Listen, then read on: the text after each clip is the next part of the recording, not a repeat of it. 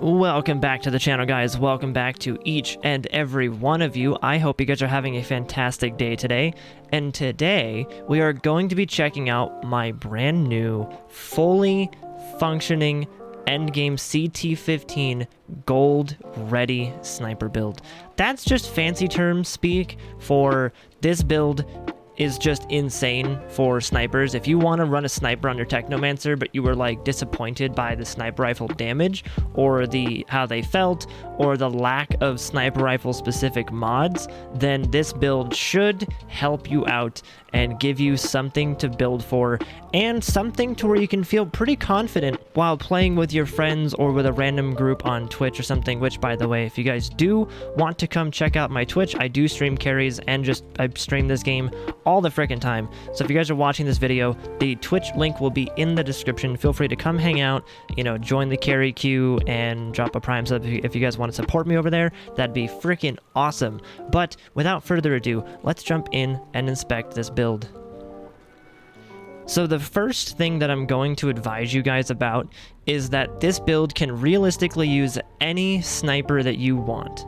The only catch to that is that snipers are not in the best place for damage right now. Every other stat that they have is really good. Clip size is fine, RPM is fine, reload time is fine, crit multiplier, they're all fine. Range is great, accuracy, they feel good to use. Hey guys, really quickly, it's me from the future. I just wanted to inject a little bit of information for you guys to let you guys know about how snipers work in this game when you're actually trying to use them in combat. So one thing this game does is you'll notice my vertical movement is like this, not aiming. Aiming, it's like this. But if you start to shoot and you're doing circles, look at the lack of vertical movement. It just becomes completely horizontal. You can't use your vertical until if I do circles here and start shooting, same thing. It completely locks your vertical movement on snipers to where you're only able to do horizontal. You can do verticals, like if I start shooting, then it's this slow. This is multiple drags of my mouse and I can't look below this like that. That's how snipers work in this game. They are very weird for vertical movement and I don't understand why, but just a little bit of a heads up that on some maps like Stargrave, where that intro is them running up a hill, it can get extremely awkward to try to hit them if you're shooting too fast. So try to control your shots a little bit. Try to just not spam the trigger. Yeah, just want to let you guys know that's how snipers work. So quick little heads up. Thank you so much for watching. Enjoy the video. The only issue with snipers right now, and this applies to any bolt action rifle, one-shot rifle, automatic sniper, any of these things, is the damage is so low. The damage of rifles or sniper rifles, one-shot, any of those, they're so underwhelmingly low on damage that you end up needing to put Dark Sacrifice or Killing Spree on your weapon at all times. It's like a requirement for sniper builds to be really good, to be on par with any other build, or even just doable as a build, to even just be viable in the end game world of Outriders. You need Dark Sacrifice. So if any People Can Fly developers are watching this, please give snipers at the very least a 50% damage buff. They dramatically really need that buff. If you gave them at least a 50% damage buff, that would make them feel at least usable. I would prefer 75%. Again, the 50% would be at the very least, 75% would be preferred, and if you really wanted to make snipers feel good, you would just double their damage. Just double the base damage there, and you have yourself an amazing weapon. Something that is easily compatible with the meta right now. So if I have your attention, if you guys will indulge me for just a few minutes, allow me to explain and go over all of the little intricate points of this build. So the main rifle that I prefer to use is the Iceberg. You can realistically use any sniper you want. You can see I have the Mind Mugger here, I have the Icarus here, I have Landlubber, I have Blightbearer, I have Molten Idla, and then I have a bunch of random purple ones. Like, I have a lot of, even Spirit Hunter, I have that too. you can use pretty much any sniper with this build. It kind of just molds itself to the weapon you're using, gives it a nice base to sit on to do even more damage. But I prefer the Iceberg, and I'll show some B-roll on the screen right now of me going through Chem Plant. You can stun lock enemies so well with this rifle. The Winter Blast mod there, where it says critical shots create an icy blast that inflicts freeze on enemies within a 4-meter radius with only a 1-second cooldown. That means if you hit one crit, everything in a 4-meter radius freezes. And then if you keep hitting crits on all the enemies that are frozen, it will just never-endingly freeze everything. You can stagger lock enemies. It is my favorite way to play this. But the only preface to using any sniper to this build is that you need Dark Sacrifice. You need it. Dark Sacrifice is 100% needed to make snipers feel as good as you see in this build. So if you have one takeaway from this build that you need is Dark Sacrifice, which you can find on the Fatal Symbiote SMG. So if you have Dark Sacrifice, slap it on every single sniper rifle that you have. This may suck in cases like the Iceberg, where you have the secondary mod on the Iceberg typically allows you to shatter things for like 250,000 damage because they're frozen. But because snipers feel so weak naturally, you have to unfortunately replace one of the two mods with Dark Sacrifice to really bring their damage up. That 75% weapon damage is absolutely imperative to the build. And the other rifle that I'm using here is an epic variant rifle that I found from a vendor. I found it as a green. It has crit damage, healing received, long range damage, really good attributes. And then I leveled it up to a blue and then to a purple. And I actually got Gravedigger's Frenzy, which I was a little upset about, but then I looked at it and that is amazing. If you're wanting to have your criticals be absolutely massive, which for a sniper build, that is what you want. You want your criticals to be humongous and just millions of damage on that one shot. That's what this build is going to do for you. That's what Gravedigger's Frenzy is going to help you with. So your critical shot damage is going to go up by 50% on every time you land a critical every 10 seconds.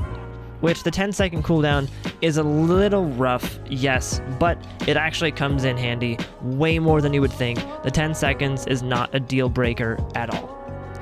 But as you can see here, I have guns like Icarus with Dark Sacrifice, I have Spirit Hunter with Dark Sacrifice, I have Landlubber, Dark Sacrifice, I have Blightbearer, Dark Sacrifice, Molten Idola, Dark Sacrifice, Mindmugger as well, Dark Sacrifice. I even have purple ones, Dark Sacrifice there.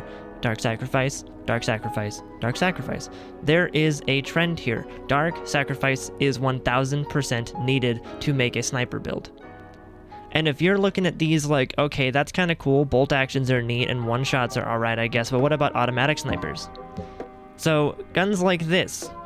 This automatic sniper rifle with Vulnerable and Dark Sacrifice has amazing stats. It shreds things. It does. Same with the Mindmugger. The Mindmugger is absolutely ridiculous. It will completely melt things. I'll add some B-roll on top of this as well to show you the damage that you can get with an automatic sniper rifle in the standard variant where it's burst damage.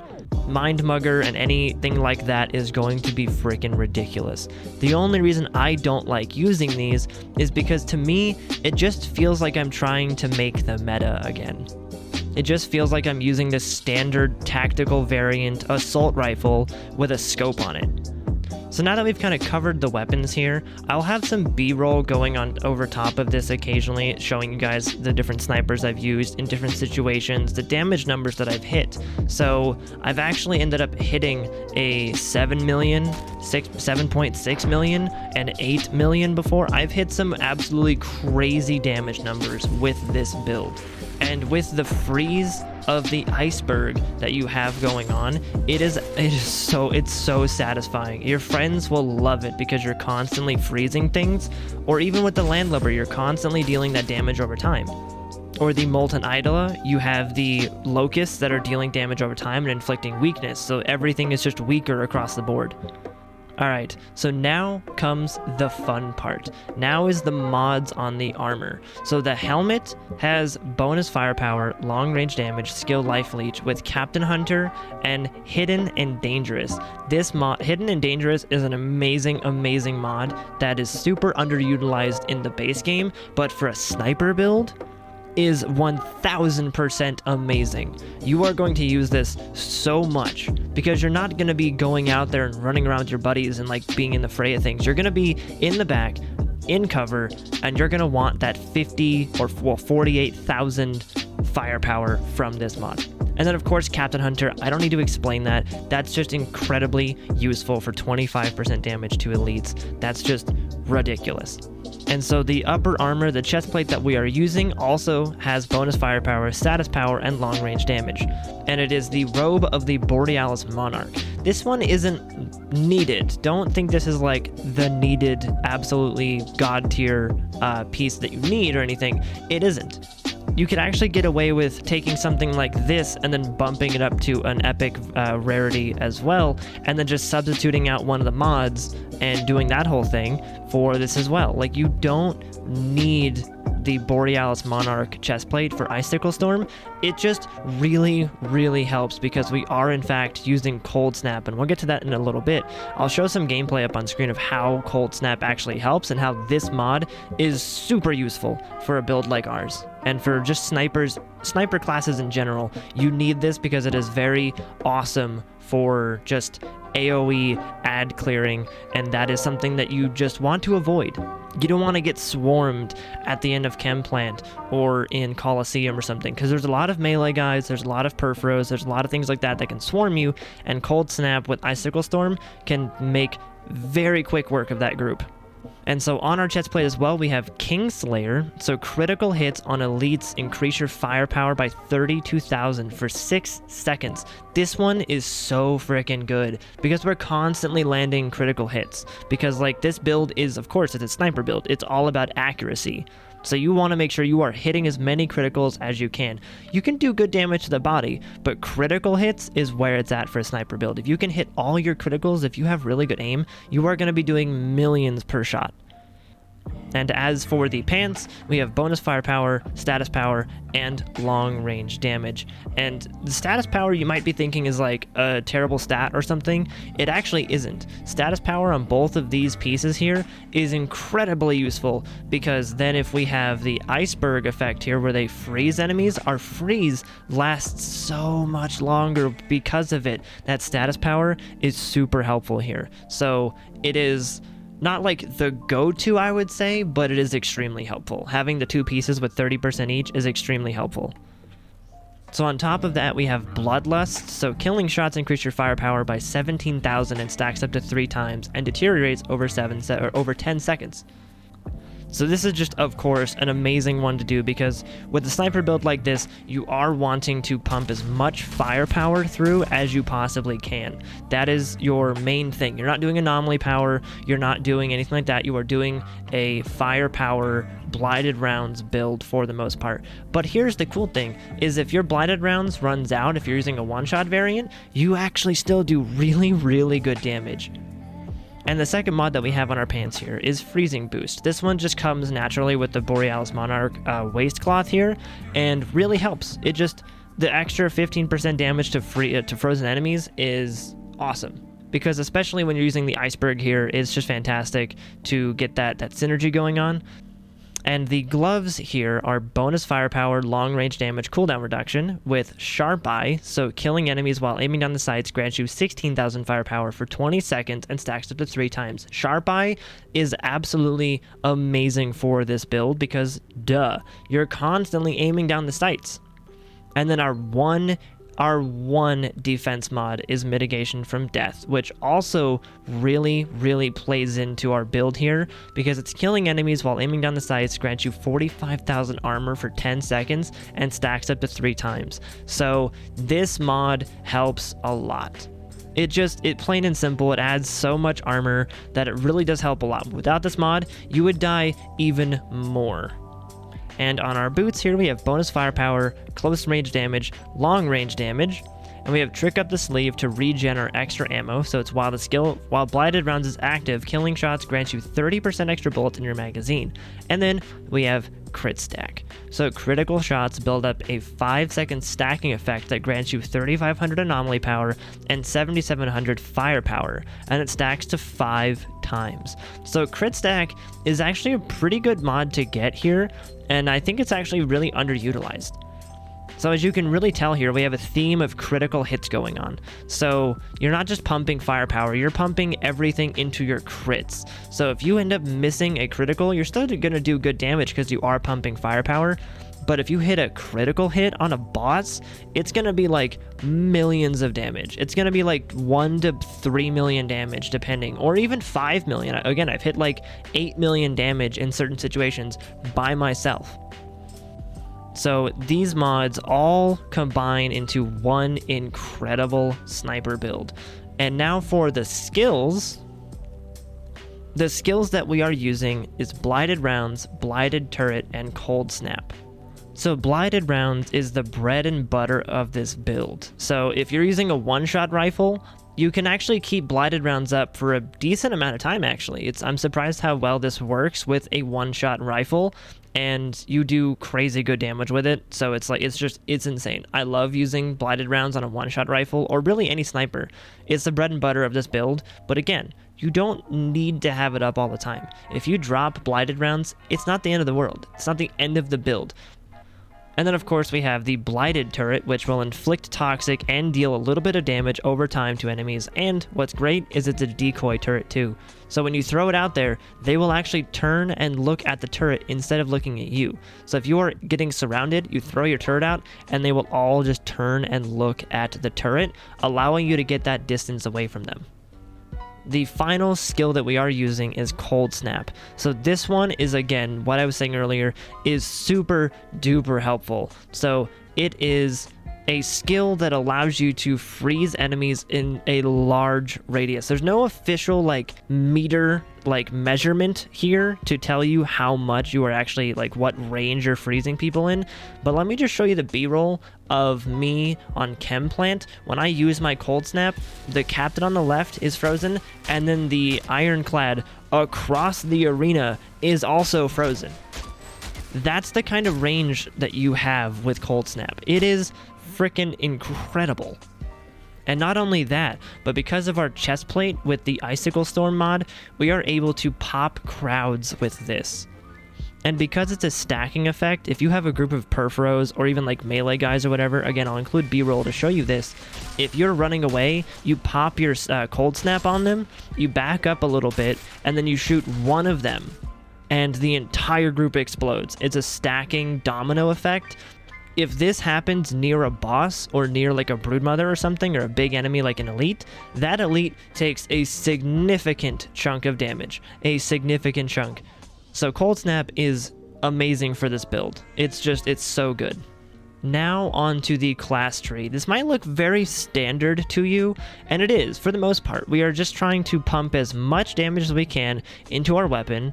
We're reducing our skill cooldowns for the Blighted Turret and Blighted Rounds, which really helps for throwing our turret all the time and for getting the skill here. So when you activate Blighted Rounds or even the Blighted Turret, it gives you a 40% weapon damage bonus for you and your allies. So even again, in a group, you are going to be helping your team.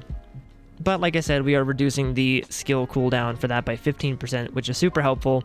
The armor piercing isn't needed because we're using Blighted Rounds, and that goes through pretty much every piece of armor. So not quite needed, but it is needed to progress through the build. So we got armor piercing there. We have Sniper Master because it increases your sniper weapon damage by 20%. So that's freaking awesome. And marksman rifles, automatic sniper rifles, bolt actions, all those things are all included in this one perk. So 100% needed. Don't skip out on this.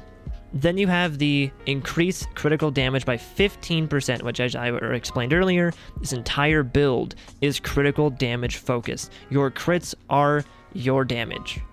And then you go down even further to exposing toxin, which every time you inflict toxic, it also inflicts vulnerable. And then you get this one, so the vulnerable afflicted enemies is 40% more effective, which is just incredible. And then over here, up top, we got nitrogen capsules, so you decrease the distance considered to be long range by 3 meters. What this means is if an enemy is charging you and they're slowly getting closer and closer, they won't run so close to you that they'll be in close distance anymore. They will, the range that is considered to be long range is 3 meters close to you. So all of those extra buffs that we have on our weapons and armor for long range damage, these can be activated at a closer distance, giving us even greater damage at a closer distance. So these are, again, super helpful here. More weapon damage because, duh. Then you want to, again, decrease that long range damage by 3 meters. So by 6 meters total, long range is applied. 6 additional meters towards our character, long range is being applied, which is freaking incredible. So good. And then we have this one. Enemies afflicted with toxic receive 10% more damage. That's just a good one to have because we're applying toxic with every shot because blighted rounds. So that's just a really, really good one to have. And you don't want to skip out on that one because even the extra 10% might not seem like a lot, but it is because we're dealing millions. And then again, more weapon damage, which is freaking awesome. We're actually skipping this top one here because that's assault weapon damage, and we're going for sniper weapon damage, of course, 12%, super helpful. Another useless armor piercing one, but that's okay because these actually, the armor piercing ones aren't 100% useless for us because again, if you ever do drop your blighted rounds with a one-shot rifle, you actually will benefit from these. That is the extra 20% armor piercing isn't a bad stat to have for a one-shot rifle, especially if you keep dropping your blighted rounds, which is totally okay. And then you have 2 sides of the power, so it increases all of the damage that you're receiving from all sources by 15%, but then increases the damage you deal by 20%. So 20% extra damage, easy peasy. Moving on to the increased long-range weapon damage by 30%. So this is your really, really good long-range damage, your sniper rifle damage boost here, super good. Then you have your increased magazine size, so you have just even more bullets to kill things with, which is super duper helpful for trying to keep your blighted rounds up and getting your one-shot rifles to have more bullets in them. So you can actually have one-shot rifles go to 2 bullets with all of these extra things stacked and everything like that.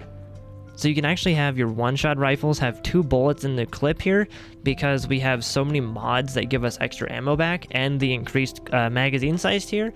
So you can actually have 2 bullets in a one-shot rifle. And then here's the part that gets kind of tricky. A little bit is we have Purge, but we also have Charged Gunshot. So Purge is pretty standard. It just means that enemies afflicted with Toxic receive 15% more damage. Super helpful because, again, blighted rounds. But Charged Gunshot means that the first bullet after a reload deals damage with 200% increased weapon damage, and it can happen once every 5 seconds. What this means is that if your blighted rounds ever goes down, this is the perk that's saving you. This is the one that takes your damage from 1 million to 3 million damage. Because you are, and for a one-shot rifle is huge. Huge. You can hit for like 5 million for 1 critical with this mod active. This one's huge. I don't like how it's every 5 seconds. I wish that was like a 3-second cooldown instead to make it even greater of a perk here. That would make snipers so much more useful. But we'll take what we can get, you know, beggars can't be choosers. So that 200% increased damage is amazing. It's so good. And the final perk, like I explained, is Empowering Antenna, which allows you to get 40% extra damage for your weapons, for you and your allies whenever you use blighted rounds or your blighted turret, which our blighted turret is on a 6-second cooldown. So every 6 seconds, we get 40% extra damage. And that only lasts for 10 seconds. So you just keep throwing your blighted turret every time it's up, and you have the constant damage. And so there you guys have it. There is the build. There is the end game sniper build that you guys have all been clamoring and waiting for this game. So this is not your typical end game, like one-shotting, world record setting, you know, like doing chem plant in 5 minutes thing. This is simply a build to diversify the end game of Outriders. So it's not just every Technomancer uses a burst tactical AR for massive damage. You can actually compete in CT15s and get gold with this build. You will be helping your friends, you will be doing good damage. You may not be the #1 damage dealer, but you will at least be up there. I have personally completed Coliseum twice with this build at 10 minutes and like 30 seconds or something like that. I forget the actual time, but I've also completed Chem Plant and I almost completed Paxion. That one's a little rough for me. The last boss is kind of a pain in the butt, but I've almost completed Paxion with this build, so it is doable. You can definitely make your way through CT15s and gold them too.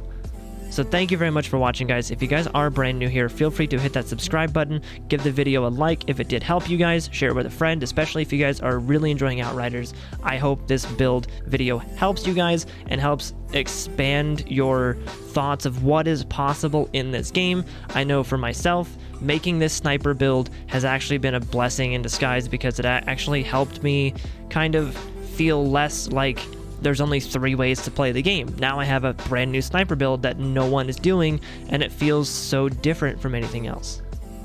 So again, thank you all very much for watching. Thank you all very much for being here. I hope you guys enjoyed the video. If you guys want to come check me out on Twitch, you guys totally can. The link will be in the description. My Patreon's down there, my Twitter's down there, my merch store's down there. All the YouTube links will be down there like normal. And yeah, thank you all very much for watching, and have a wonderful day. Goodbye.